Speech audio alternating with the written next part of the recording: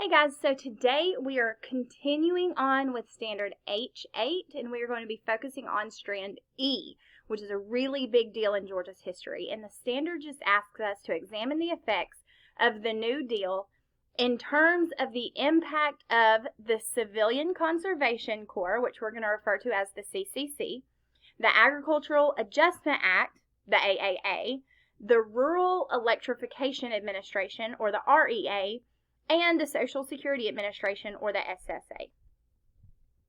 So the New Deal is an important event or idea that occurred after the Great Depression. And what happened is President Franklin Delano Roosevelt, who we refer to as FDR, decided that he was going to come up with a series of programs that were designed to help provide relief to people across the country to help them get out of the Great Depression. So financially assist the nation in order to relieve some of the devastating effects of the Great Depression. This is a photograph of FDR, and he actually had, many of you probably know this about him, but he had polio, so he was in a wheelchair, but we don't have a ton of pictures of him in a wheelchair. He had a home in White Springs, Georgia, and so that's why he is well known in the state of Georgia. Here is his wheelchair. Unfortunately, these programs did not end the Great Depression. However, they really did help many poor Georgians cope with some of the difficult economic times that they were experiencing. So we're going to start out by talking about the CCC, or the Civilian Conservation Corps. What the CCC was it was designed, or a program that was designed to hire unemployed young men to work on public service projects.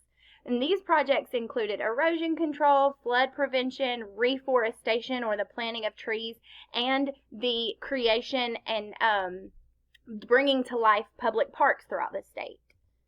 Here is an interesting video that I recommend you guys go watch about the CCC and the logo.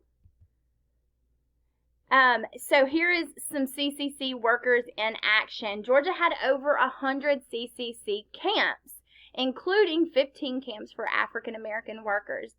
On these camps, they planted trees, they restocked lakes and rivers with fish, they drained swamps, built roads for fire control, worked as firefighters even, worked to stop erosion control, and built buildings in the state and in national parks. Here is, again, a photograph of CCC workers in action.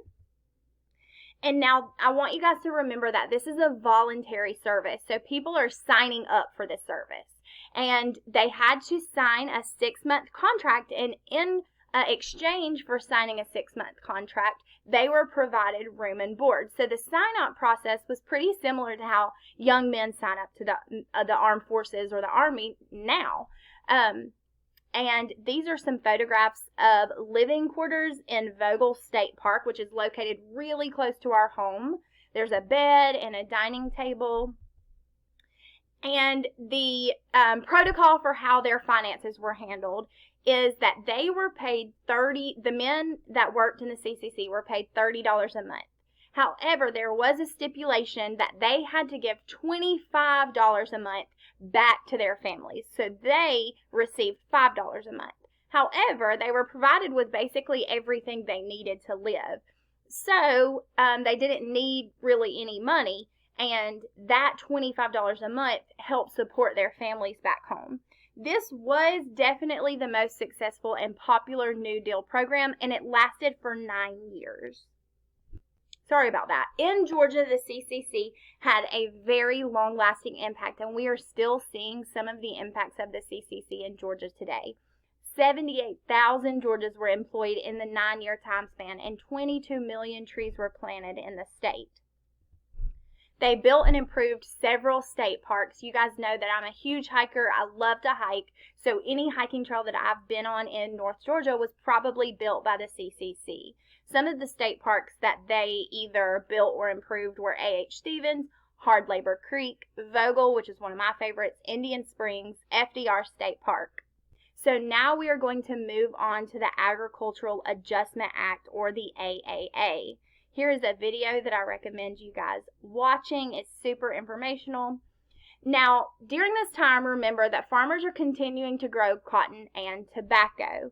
However, because of the whole policy or idea of supply and demand, so the more I have of something, the less the price of that item is going to be, prices and profits are beginning to fall. So the federal government offers to pay farmers not to grow those crops. And this was the Agricultural Adjustment Administration. So the government comes in and adjusts the agricultural production of the state. Here is a really cool photograph of a farmer that is getting what they are called subsidy checks, which is a check that he is receiving to not grow probably cotton, possibly tobacco, and he has his tenant farmers behind him, which is a really cool photograph. And another photograph of a farmer receiving his subsidy check. Farmers were issued these subsidy checks to not grow cotton and tobacco. So in Banks County before this, cotton grew really, really well. It was a very productive and successful crop. However, because of the supply and demand, this Agricultural Adjustment Administration paid farmers to not grow cotton. So now we don't see cotton growing in Banks County. However, this was successful because it caused the price of agricultural products to rise back up and come back up. And that way farmers are making more money and there's not as much of a surplus of these products or crops. Now, not all was positive with this program because it hurt the sharecroppers and tenant farmers. Subsidy checks were supposed to be issued, or they were issued to the farmer or the landowner. And the farmer or landowner was supposed to then distribute that money to his sharecroppers or tenant farmers. However, do you think that this really happened? No, it did not. The farmer or landowner kept the money for themselves, and the sharecroppers and tenant farmers didn't see that money. So this really is what caused the end of the sharecropping and tenant farming industry.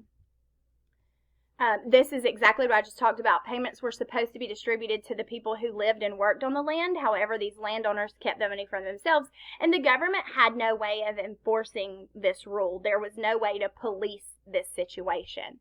So many of the people who needed this aid never actually received it. And the sharecropper and tenant farmer, their whole job was to work the land, and if the farmer was being paid not to grow cotton, then there was nothing for the sharecropper or tenant farmer to do, so they were just kicked off the land. So this led to the urbanization and really the end of sharecropping and tenant farming. Now we are moving on to the Rural Electrification Administration, or the REA, and guys, this is exactly what it sounds like. It is a program in which they bring electricity to rural areas of the state.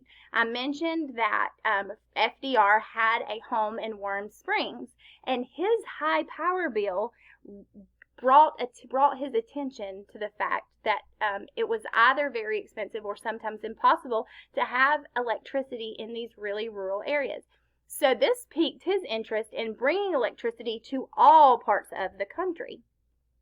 Now, many members of Congress and state governments fought against this program because it made them afraid that the federal government would have too much power over the states. However, many farmers benefited from this program because it made their job as farmers easier when they had access to electricity in this time. Here is a photograph of an REA office and a lineman putting power lines up. Another photograph of a lineman installing power lines. Now, this REA, or the Rural Electrification Administration, brought about a 25% increase in the number of rural households that had access to electricity. It was pretty reasonably priced at the time, and if they could afford it, many farmers even began to buy appliances. So this was a game changer for some of these farmers. Buying appliances helped stimulate the economy. which was the purpose of this whole New Deal program, was to stimulate the economy so that we could recover from the Great Depression. So many Georgians did benefit from this program. And finally, we are moving into the Social Security Administration, or the SSA. This is a program that we still see today, and it was designed to help elderly people and people who were honestly too old or incapable of working. So the benefits were anyone over 65 disabled, or those who are the survivors of a beneficiary has died, could have access to Social Security benefits. Here is a photograph of a Social Security card, and this helped retired people in the United States be able to still live. It also supported widows and children.